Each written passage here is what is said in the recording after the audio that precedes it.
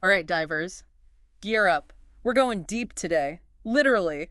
Ah, I see what you did there. Today we're plunging into the science and tech behind wetsuits. It's fascinating, really, how we've taken this material, neoprene, and turned it into a second skin for exploring another world. A world that, let's be honest, humans are not really built for. So for anyone listening who's new to diving, Welcome to the deep end. why is a wetsuit so vital? It seems obvious, but I bet there's more to it than we realize. Oh, absolutely. It's the fundamental reason we can even stay underwater for extended periods, let alone explore it comfortably. Right, it's about more than just, brr, it's cold down there. Exactly. Our bodies are really inefficient at retaining heat in water. Think about how quickly you get cold just taking a dip in a pool. Now magnify that by, like, 1,000 for the ocean. Now that's a chilling thought. A wetsuit combats that rapid heat loss. It essentially acts as a portable insulation layer, trapping a bit of water close to your skin. Our research mentioned this thing about a thermal barrier. How does that work exactly? Okay, so imagine this.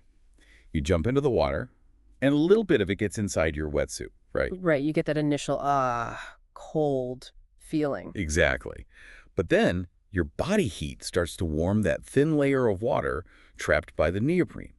And here's the key. Neoprene is amazing at slowing down heat loss. It's like wrapping yourself in a cozy blanket, but, underwater and made of rubber. So it's less about the wetsuit being waterproof and more about it creating this warm little microclimate next to your skin. Precisely. It's all about thermodynamics. And of course, that protection goes beyond just warmth. Right. In our prep, we learned that wetsuits also serve as a shield against stinging creatures and scrapes. That was a surprise. You don't want to tangle with a jellyfish wearing just your swim trunks. A wetsuit gives you that extra layer of defense against stings, abrasions, even just brushing up against coral or rocks. It's like medieval armor, but for the ocean. Makes sense, especially considering the diversity of life down there. And some of it, let's just say, you don't want to get too close to. Speaking of which, that actually transitions nicely to types of wetsuits, because the level of protection you need can depend on where you're diving. Ah, so it's not a one-size-fits-all situation? Nope, not at all. Yeah. Just like you wouldn't wear a parka to go sunbathing, you choose a wetsuit based on the water temperature and the kind of diving you'll be doing. Okay, so let's break down these options. We've got full suits, shorties. Walk us through it. Sure. For warmer waters, a 3 millimeter wetsuit, that's the thickness of the neoprene, is usually sufficient. You'll see a lot of divers in tropical areas sporting those. And those shorties I've seen, are those just for, like, looking cool on a surfboard? Uh-huh. Well, they can be stylish, but they also serve a purpose. Shorties are great for warmer water where you want maximum freedom of movement. They cover your core for warmth, but leave your arms and legs exposed. Makes sense. So what about colder environments? What's the wetsuit game plan there? As the water temperature drops, you'll need thicker neoprene for insulation. We're talking 5 millimeter, 7 millimeter, even thicker for really chilly dives. I'm guessing that's where dry suits come into play. You got it. Dry suits are like the ultimate thermal protection for diving. They're designed to keep you completely dry even in icy water. Instead of a thin layer of water, you've got air trapped between your skin and the suit. Air. How does that even work? Dry suits have special seals at the wrists, neck, and ankles to prevent water from entering. You usually wear thermal undergarments beneath them for additional warmth. Think of it like wearing a high-tech, waterproof snowsuit. Wow, that's hardcore. So you're telling me I could be diving in Antarctica feeling like I'm in a sauna? Well, maybe not a sauna, but you get the idea. Dry suits are incredible for extreme conditions. So we've got our wetsuits sorted. But what about essential accessories? Don't forget about those. They can make a huge difference in your comfort and safety. In colder water, a hood is essential. A hood, like for your head. Yep.